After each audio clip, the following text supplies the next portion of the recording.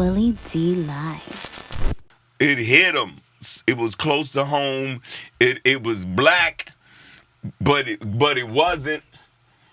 It was hip hop, but it was about family life. It was about a father trying to keep his son in check. It was about another son trying to sneak around while his parents was out of town. Man, that's universal. And I think that was part of the chemistry and the DNA of the success of the movie, because you had two individuals that weren't portraying like rap stars or anything like this. It was just two common cats on the wannabe tip.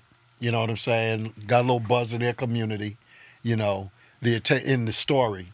So that's why it was so relatable, and it resonates with crowds because they can see themselves in this. But if you're to be a character that you're asking them to join us because we're stars in the film, we are already rap stars, we already established these characters, it could work, but it might not work. But due to the fact that our characters weren't successful, we were ordinary kids underdogs doing what ordinary kids do in the neighborhood, wanting to rap underdogs and also get these girls, Shireen and Sydney, everybody and can relate the to bullies and the bullies is chasing us. We're under pressure.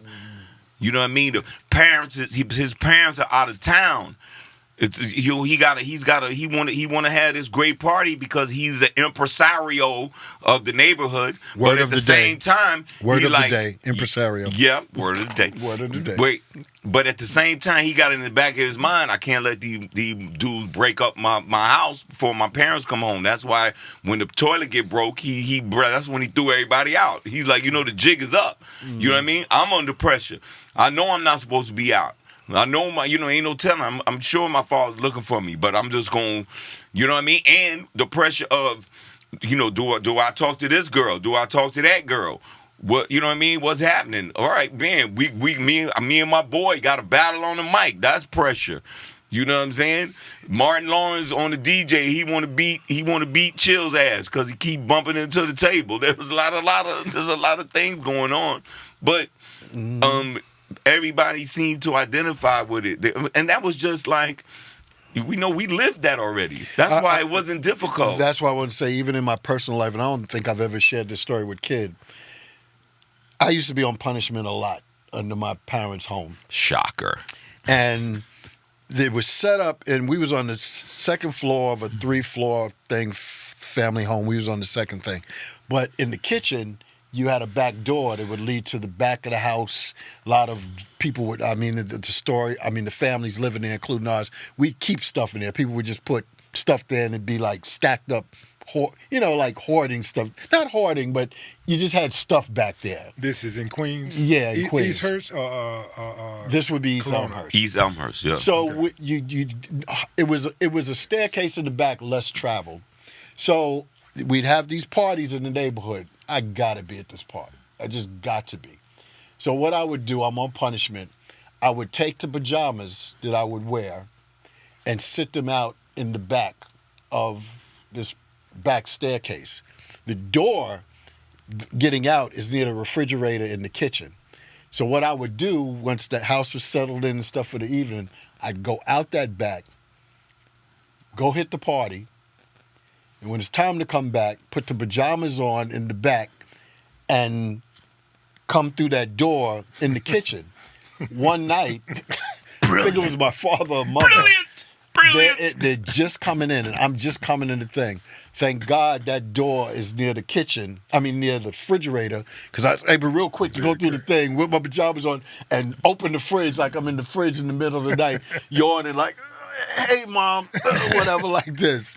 I'll never forget that. I did that so much. I remember one time it rained, and I almost got caught out there soaking wet, putting pajamas on, hurrying up to get in before anybody noticed that I was gone. I had like 2 or 3 times. But this was a story that was relating to those kind of adventures, those type of characters and stuff would go through. The party meant everything. The neighborhood house party meant everything. That was our world. Yeah, and that's why it worked all over the planet or in the country, because everybody at that time, that era, knew something about a house party. You know what I'm saying? It's just a universal term, The party that you went to growing up, you're talking about at 127 Park?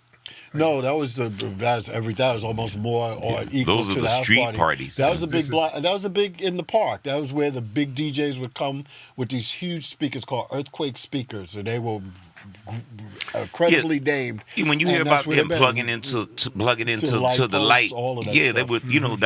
would. That's what they Yeah. would do. That's what Yeah. our upbringing was.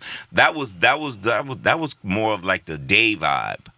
Day going into the night. Day going into the night, Yeah. and then the night vibe was Very, very such and such community- having a Sweet 16 Yeah, party. so boom, much whap. community involved in that. A lot of community. So much community because even what was the beauty of it too is, of course, there's houses near the park, and maybe one or two, very rarely, would complain about shut down the music and stuff in the park. No, you'd see on people sitting on their stoops, Yeah, just chilling. parents and stuff, Yeah. enjoying the music. See when these park jams took place, and this particular one would be East Elmhurst. You had Queensbridge, you had Astoria, you had Flushing, you had other parts of Queens that would come from those areas. The number 7 train or the Q66 bus, all coming from these areas to these parties. So it wasn't just that community. It was so many others. I don't know what you got 5th Ward, different wards. Yeah, it you would know be what? like that. Whatever place would have a park party, your different wards would come. And of course, there may be some issues because all this territorial thing. But now comes in the phrase, music calms the savage beast. Cats like, let's not ruin it right now. We know who we going to get at later when it's over. Yeah. But right now, we going to party.